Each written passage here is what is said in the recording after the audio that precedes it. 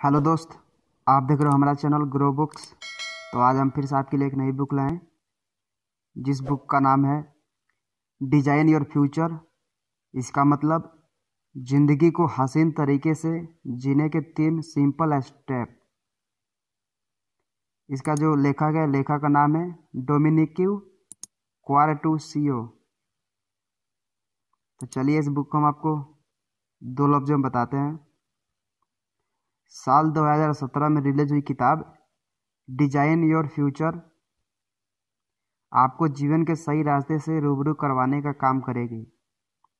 इस किताब के जरिए आप जान पाएंगे कि कैसे अपने कंफर्ट जोन से बाहर आना है, क्योंकि एक बात तो तय है कि जब तक आप अपने कंफर्ट जोन से बाहर नहीं आते हैं तब तक आप जीवन में सक्सेस की तरफ बढ़ने के बारे में सोच भी नहीं सकते।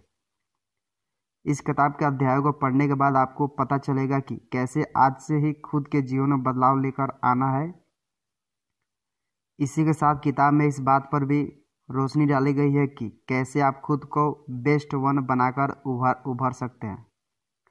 यह बुक किसके लिए है? ऐसे लोग जिन्हें कुछ अचीव करना है, ऐसे लोग जिन्हें बिजनेसमैन बनना है, कोच और मेंटर्स बनना है। तो चलिए अध्याय नंबर 1 को शुरू करते हैं। अपने आइडिया पर काम करने की शुरुआत कर दीजिए। आज की इस भागती दौड़ती दुनिया में आप ऐसी कई चीज़ें में क्यों ही समय लगाएं जिसमें आपके काम की कोई बात ही ना हो। इसलिए ये सवाल आना है कि इस किताब में मेरे लिए क्या बड़ा लाजमी सा हो गया है। सबसे पहले तो आपको बता दें कि इस सवाल के जवाब के लिए आपको इस समरी का पहला अध्याय तो पढ़ना ही होगा। एक बार अगर आपने इस किताब का पहला अध्याय पढ़ लिया तो फिर आपके जहन में ये सवाल कभी नहीं आएगा। इस किताब में बताया गया है कि सक्सेस कभी भी ये आश्वासन नहीं देता है कि आप खुश ही रहेंगे।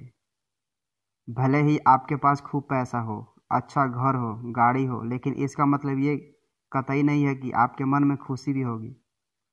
इसके कई कारण हो सकते हैं, जैसे कि हो सकता है कि आपका वर्किंग माहौल वैसा ना हो जैसा आपने सोचा था, या फिर किसी चीज़ की कमी आपके दिल में बैठ गई हो।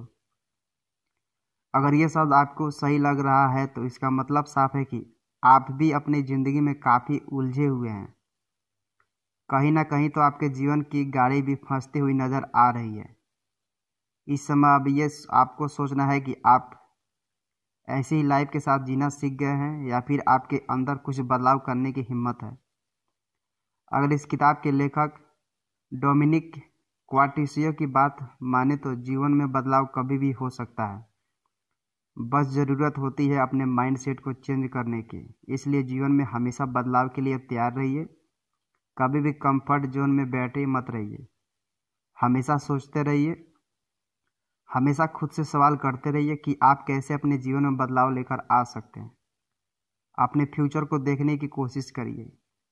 इस समरी में आप पढ़ने वाले हैं कि लाइफ में बदलाव लाने के लिए कई सारे तरीके होते हैं। बस ज़रूरत है उस रास्ते पर चलने की और शुरुआत करने की। तो फिर उठिए और पढ़ने की शुरुआत कर दीजिए। आपने कई बार ऐसा भी देखा होगा कि जो लोग काफ़ी ज़्यादा सक्सेसफुल होते हैं वो भी खुश नहीं रहते। अगर उनसे ये सवाल भी किया जाए कि आखिर क्यों वो लोग खुश नहीं रह पाते, तो इसका सीधा सा जवाब उनके पास नहीं होता है। लेकिन अगर आप उसकी ज़िंदगी के गौर से देखेंगे तो आपको पता चलेगा कि वो काफ़ी ज़्यादा बोर और फ्रस्ट्रेटेड है। यहाँ एक बात तो गौर करने वाली है कि उसकी ज़िंदगी में सब कुछ तो सही नहीं है। इसके पीछे का एक रीज़न ये भी हो सकता है कि उनकी ज़िंदगी कुछ ज़्यादा प्रिडिक्टेबल हो चुकी है। ये काफ़ी बड़ा कारण होता है। भले ही आपके पास पैसा है, जॉब है, शादी भी हो चुकी है, बच्चे भी है, लेकिन एक समय के बाद आपको ऐसा लगता है कि आपकी ज़िंदगी बड़ी आम सी हो गई है। ऐसा भी लग सकता है कि ज़िंदगी बस काम और परिवार के बीच में ही फंस कर रह गई है। हर दिन वो सेम रूटीन, इससे आपके मन में उलझन आ सकती है। अगर आप ऐसे व्यक्तित्व के धनी हैं जिसे एडवेंचर पसंद है, तो इस तरह की सिचुएशन आपके लिए काफ़ी ज़्यादा बुरी हो सकती है। आपको ऐसा लग सकता है कि आपका पूरा दिन ट्रेडमिल में दौड़ते हुए बीत जाता है। इसके बाद शाम होती है जब आपके सोफे में बैठकर टीवी देखते रहते हैं। अब यहाँ एक सवाल ये भी उठता है कि जब लोगों को ये सब दिख रहा होता है तो वो क्यों अपनी पूरी ज़िंदगी ऐसे ही बिता देते हैं। इसके पीछे एक मानसिकता और बिलीफ सिस्टम काम करता है। अगर आपको जानना है कि वो बिलीफ सिस्टम क्या है तो आप बस सालों से जो खुद को बोलते आए हैं उस पर गौर करिए। कि आपने कभी खुद को समझाया नहीं है कि आपके पास सिक्योर जॉब होनी चाहिए? क्या आपने खुद को समझाया नहीं है कि आपको शादी कर लेनी चाहिए? जब आपने गुलामी की नींव ही डाल दी है तो घर अच्छा कैसे बन सकता है? अब एक सवाल ये भी उठता है कि जब आप ऐसे सिचुएशन में फंस गए हो तो अब आप इससे बाहर कैसे आ सकते हैं? इसका जवाब भी एक शब्द में छिपा है। वो शब्द है चेंज। जी हाँ, चेंज। इस शब्द में बहुत ही शक्ति है। जिस दिन आपने इस शब्द के मायने सही में समझ लिया उस दिन आप खुशियों की तरफ बढ़ने की शुरुआत कर देंगे। अब इस चेंज को अपने जीवन में लाना कैसे है इसके बारे में हम आगे के अध्याय में पढ़ने की कोशिश करेंगे। अध्याय नंबर 2। किसी भी चीज़ में फंसे रहने के पीछे डर होता है। छोटे छोटे कदमों से उस डर को भगाया जा सकता है। जब कहीं फंसा होता है तो सबसे बुरी चीज़ ये होती है कि वो रोज़ उस दलदल में फंसता ही जाता है। उसे अगर ये भी मालूम है कि इसे बाहर कैसे आना है फिर भी वो इसकी कोशिश नहीं करता। आखिर ज़रूरी बदलाव लाने से हमें रोकता कौन है? हमें कोई नहीं रोकता। अगर कोई हमें बार बार बदलाव लाने से रोकता है तो उसका नाम है डर।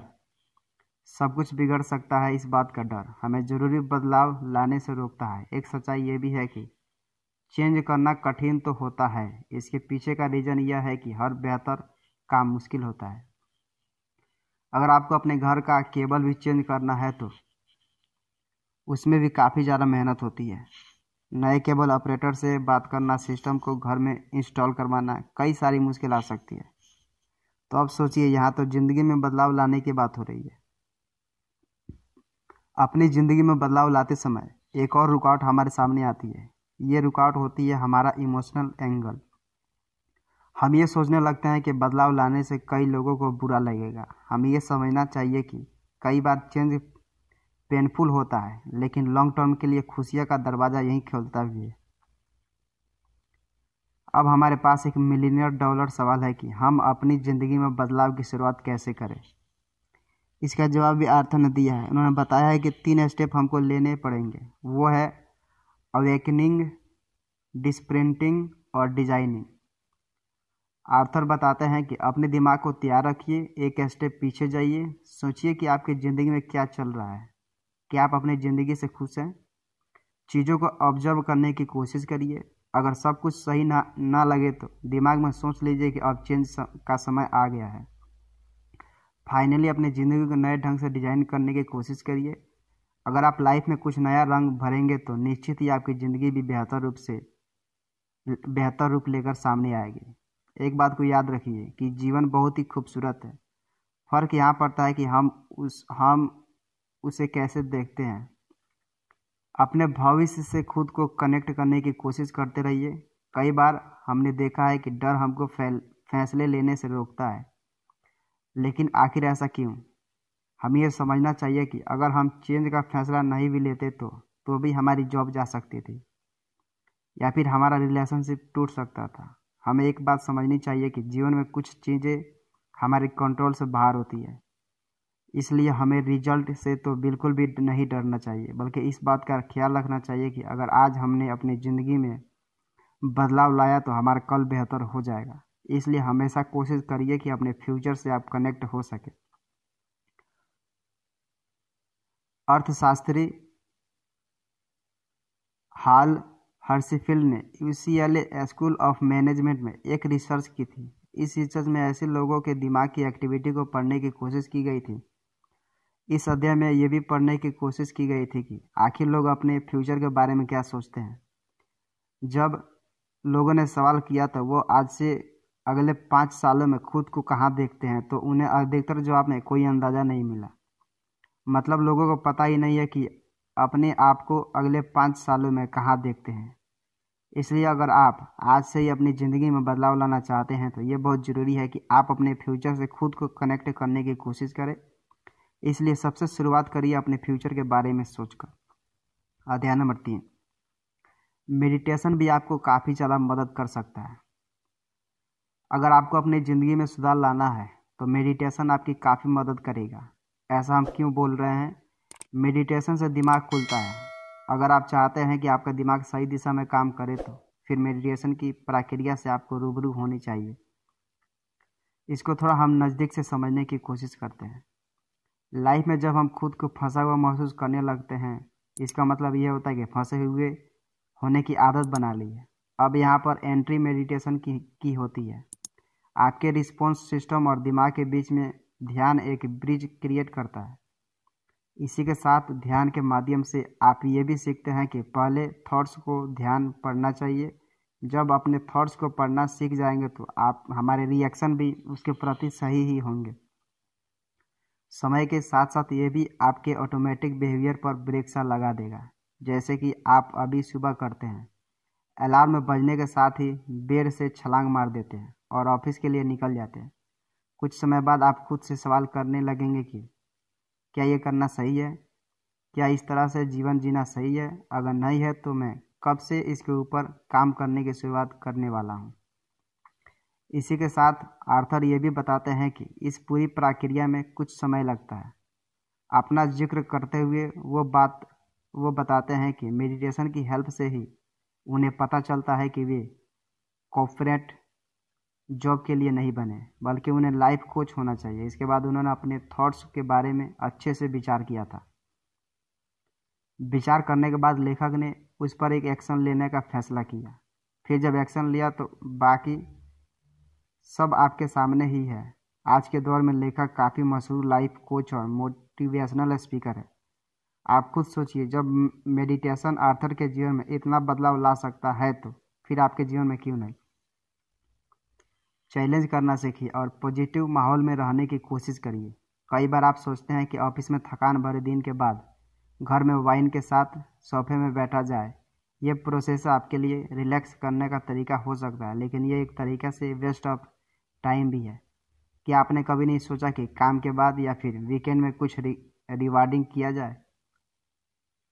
अब यहाँ बात हो रही है अपनी आदतों से पीछा छुड़ाने की। इसका मतलब ये नहीं कि आप हर वो चीज़ बंद कर दे जिसमें आपको मज़ा आ रहा है।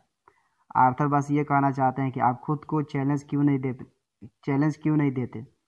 चैलेंज से मतलब है कि आप खुद को बोलिए कि आप 100 दिनों तक शराब नहीं पिएंगे। अगर आप ना सेलफोन से एडिक्ट हैं तो आप 2 हफ्तों तक उससे भी दूरी बना सकते हैं। इस तरह के चैलेंज करना ये मतलब है कि आपको किसी भी चीज़ की आदत ना लगे। आप तभी कोई चीज़ करो जब उसे करना चाहो। तो अब खाली समय में जब भी बियर पीने का मन करे तो सोचिएगा कि इस समय आप कुछ बेहतर क्या कर सकते हो। अपनी आदतों जब आप थोड़ा सा ब्रेक लेंगे तो आपकी ज़िंदगी थोड़ा आसान हो जाएगी। अपनी ज़िंदगी में थोड़ी सी सकारात्मक सोच घोलने का एक तरीका और भी है। ये वो है कि अपना सोशल कल्चर चुनते समय आप थोड़ा चूजी हो जाइए। हम आज के समय में ऐसे दौर में जी रहे हैं जब हम ना चाहते हुए भी लोगों से हमेशा कनेक्ट रहते हैं। हर हफ्ते हमारे कई सारे रिश्ते बनते रहते हैं। अब जो बात बोली जा रही है वह थोड़ी हार्श आपको ज़रूर लग सकता है, लेकिन हमको रिश्ते बहुत सोच समझ कर बनाने चाहिए। हमें ऐसे लोगों से ही कनेक्ट रहना चाहिए जिनको होना सच में हमारे लिए मायने रखता है। अगर आपके जीवन में ऐसे लोग भरे पड़े हैं जिनका कोई मतलब नहीं है तो आज भी समय है कि उनसे बाहर निकलिए और मूव ऑन करिए। अध्याय नंबर 4, क्या एक समय में एक ही गोल पर फोकस करना चाहिए? हाई अचीवर्स के पास सैकड़ों लक्ष्य होते हैं, लेकिन उन सभी को आगे बढ़ने के लिए बहुत कम समय और ऊर्जा रह पाती है। इसलिए यदि आप जापानी सीखना चाहते हैं तो अपने ऐप्स को टोन करें और उस तरफ ही बढ़े। यदि आप एक बार में एक लक्ष्य पर ध्यान केंद्रित करते हैं तो आपसे पास सफल होने का ज़्यादा चांस रहता है। बहुत ज़्यादा महत्वाकांक्षी होना भी कई बार सही नहीं रहता। आर्थर ने अपने क्लाइंट्स के कई केस में देखा है कि अधिक महत्वाकांक्षी व्यक्ति भी दुखी ही रहता है। इसके पीछे का रीज़न ये भी है कि वह कई सारे प्रोजेक्ट का समय में करना चाहता लेकिन फिर अपने काम में ध्यान नहीं दे पाता, जिसके कारण उसके मन में बेचैनी आ जाती है, वो दुखी रहने लगता है। आपको याद रखना होगा कि कमिटमेंट करना आसान होता है, लेकिन उस कमिटमेंट को पूरा करना बहुत ही ज़्यादा मुश्किल होता है। इसलिए हमेशा कोशिश करिए कि आप उतना ही कमिट करें जितना आप पूरा कर सकें। यहाँ पर हम उदाहरण के लिए किसी रिलेशनशिप को ही ले लेते हैं। अर्ली डेज ऑफ रोमांस के समय कपल एक दूसरे से बहुत सारे वादे करते हैं। उस समय फॉलो में वो भी नहीं सोचते कि क्या वो वादे पूरा भी कर सकते हैं। इसका अंजाम क्या होता है? जब अपनी बात पर खड़ा होने का समय आता है तो कोई ना कोई पीछे हट जाता है। इससे उन लोगों का इमोशनल ब्रेकडाउन होता है। यह भी बहुत ज़रूरी है कि आप अपने गोल्स के प्रति क्लियर रहें। आपको पता होना चाहिए कि आप किसी भी लक्ष्य के पीछे क्यों जा रहे हैं। आप अपनी ज़िंदगी में जितना ज़्यादा क्लियर रहेंगे उतना ही खुश आपको दिमाग रहेगा। अगर आपको दिमाग खुश रहेगा तो फिर आपकी ज़िंदगी भी काफ़ी सही और सुलझी हुई चलेगी। अपने गोल की तरफ सही तरीके से बढ़ने के लिए कोशिश करिए कि आप हमेशा खुद को मोटिवेट कर सकें। अगर आप अपनी लाइफ में बहुत ज़्यादा कमिटमेंट कर देते हैं फिर आप उन्हें पूरा नहीं कर पाते तो इससे आपके भीतर कई सारी दिक्कतों का जन्म भी होता है। उन्हीं दिक्कतों में अवसाद जैसी बीमारियां का भी नाम है। इसलिए सबसे ज़रूरी यह है कि आप अपनी क्षमता को अच्छे से पहचानिए। आपको पता होना चाहिए कि ज़िंदगी में आपके लिए सबसे ज़रूरी क्या है और जिसे आपने इतना महत्व दिया है क्या वो सच में इसके लायक भी है। अपने गोल्स को थोड़ा सा क्लियर रहने की कोशिश करिए। इसके लिए आप स्कोर कोड भी बना सकते हैं। स्कोर कोड क्या है? ये एक प्रोसेस है जिसकी मदद से आप एक लिस्ट तैयार करते हैं। उस लिस्ट में आप उन चीज़ों को शामिल करते हैं जिन्हें आप निकटतम भविष्य में करना चाहते हैं। इससे क्या फ़ायदा होगा? इससे आपके दिमाग में मोटिवेशन तो आएगा ही साथ फ्यूचर को लेकर आप काफ़ी ज़्यादा क्लियर भी होते जाएंगे। आपको बता दें कि इस किताब के ऑथर ने भी अपना एक स्कोर कोड बनाया था। उन्हें अपने स्कोर कोड में खुद को 90 दिनों का चैलेंज दिया था। इस चैलेंज में उन्होंने स्मोकिंग छोड़ने की भी बात की थी। जैसे जैसे दिन बीतते जा रहे थे स्कोर कार्ड आगे बढ़ते जा रहा था। स्कोर कार्ड के बढ़ने के साथ ही साथ आर्थर का खुद के प्रति कॉन्फिडेंस भी बढ़ता जा रहा था। उन्हें यह भरोसा हो रहा था कि अपने गोल्स के प्रति ईमानदार रह सकते हैं। इस सिस्टम की सबसे खास बात यह है कि आप हर जाती हुई रात के साथ अपना इम्प्रूवमेंट देख सकते हैं। इसी के साथ आपको खुद के लिए भरोसा भी होता जाएगा। आपका दिमाग ट्रेंड होता जाएगा। जैसे जैसे आपका स्कोर कार्ड बढ़ेगा वैसे वैसे आप अपने लक्ष्य के और करीब खुद को पाएंगे। ऐसा हो सकता है कि कई बार आप बहुत ज़्यादा थकान महसूस करें, लेकिन तब आपको खुद के गोल्स को याद रखनी है। इसी के साथ जब कभी आपको थकान लगे तो मेडिटेशन का सहारा लीजिए। अध्याय नंबर 5। सक्सेस को पाना एक जर्नी की तरह होता है। आपको अपने हर कदम का हिसाब रखना पड़ता है। साल 2010 की बात है। फेसबुक के हेडक्वार्टर की दीवार में वहाँ के एक एम्प्लॉय ने कुछ स्प्रे पेंट किया था। इस स्प्रे पेंट की मदद से उन्हें एक टैग लाइन लिखी थी। उस टैग लाइन में उन्होंने लिखा था कि done is better than perfect, यानी पूरा करना परफेक्ट होने से बेहतर है। आज के दौर में भी जो लोग हाई अचीवर्स हैं उन्हें इस बात का ध्यान रखना चाहिए। एक कठिन बात आपको याद रखनी है कि वो ये है कि भले ही आपके पास बहुत टैलेंट हो, 120% मोटिवेशन ही, लेकिन आपके अंदर थकान तो आएगी ही। कई दिन ऐसे आएंगे जब आप काम करने के हालात में नहीं होंगे। तब आपको याद रखना है कि आपने इस काम की शुरुआत क्यों की थी।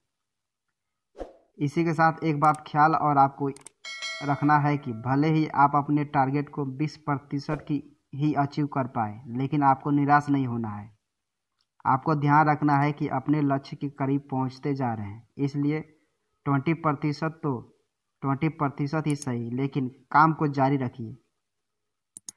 हताशा से बड़ा इंसान कोई दुश्मन नहीं होता। इसलिए हिंदी कविता में कहा भी गया है कि नर हो ना निराश करो मन को। इसको हम मेडिटेशन एग्जाम्पल से ही समझने की कोशिश करते हैं। मान लीजिए आपने रोज़ 30 मिनट मेडिटेशन करने का निश्चय किया। लेकिन कई दिन ऐसे आएंगे जब आपको सिर्फ 5 मिनट ही समय मिल पाएगा। अब आपके पास दो रास्ते, ये तो या तो अपने गोल्स की तरफ बढ़ते रहिए या फिर मेडिटेशन करना बंद कर दीजिए। अगर बस आप 5 मिनट भी मेडिटेशन करते रहते हैं तो भी आप अपने टारगेट के काफ़ी नज़दीक पहुंच जाएंगे। इस अध्याय का सार यही है कि आपके जीवन के छोटे छोटे कदम भी आपको मंजिल तक पहुंचाने का काम करते हैं, बस आपको उन कदम को सही तरीके से उठाना पड़ता है। इसलिए अगर आप छोटा छोटा कदम भी उठा रहे हैं तो